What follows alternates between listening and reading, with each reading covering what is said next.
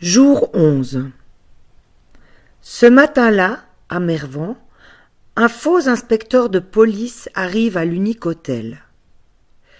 La cellule de crise de l'ambassade s'est résolue à envoyer quelqu'un enquêter, car la disparition de Colvert est remontée jusqu'au centre national.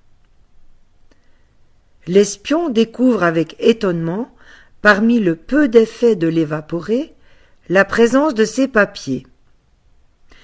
Il entreprend immédiatement de se rendre à Saint-Beau, seule piste disponible. Il entre au café, interroge la patronne, faussement prolixe, qui décrit Colvert comme un homme sympathique, apparemment en train de préparer un safari. Elle se garde bien de rappeler qu'elle a évoqué devant lui l'existence de l'étang sauvage. L'enquêteur possède un dernier indice, la mention par Colvert d'un coiffeur. Il y a en effet une téléchope dans la grande rue. L'enquêteur s'y rend. Et le coiffeur le reçoit aimablement et dans un même geste le pousse vers le fauteuil et lui passe une blouse. Avant même qu'il ne prenne la parole, l'enquêteur a déjà perdu la moitié de son ondulation capillaire gauche, réduite par la tondeuse numéro 3. Figaro commente immédiatement le drame des journées qui se raccourcissent, émaillées d'exemples, puis passe au brouillard qui peine à se lever. Il applique ainsi une technique de discours lentement élaborée et affinée au gré des 60 années de pratique. Stratégie commerciale efficiente, neutralisant toute conversation sur le voisinage, la commune, le maire, le département et la gendarmerie. Il évite aussi le shampoing, activité de proximité propice à se confier.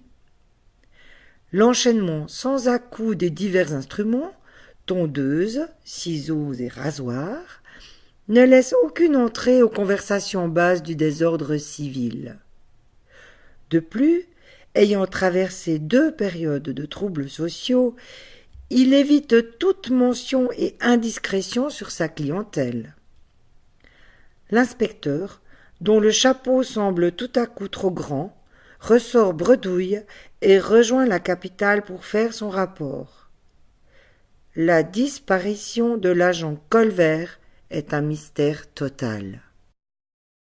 Pendant ce temps, à Paris, un second investisseur vient de s'engager dans le capital de la société Chicken First, séduit par la modernité du concept.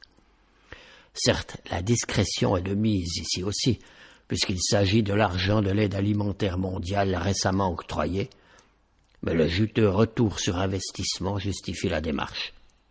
En effet, le brillant jeune CEO de la société a été incroyablement dynamique.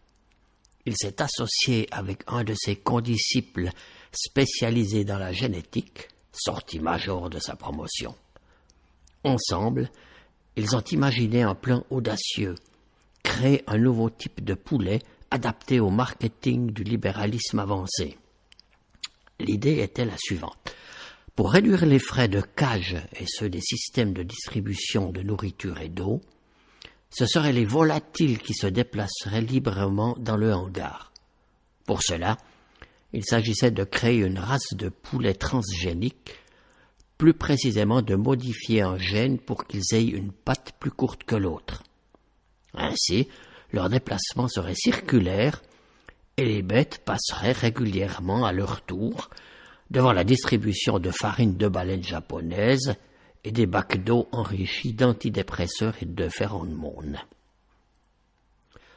L'intermédiaire mandaté par le beau-fils du gouvernail du pays du matin avide n'a pas rencontré le jeune et brillant Kevin Pinfray, excusé car veillant sur place à la mise en route de la production. Mais l'engagement financier fut signé.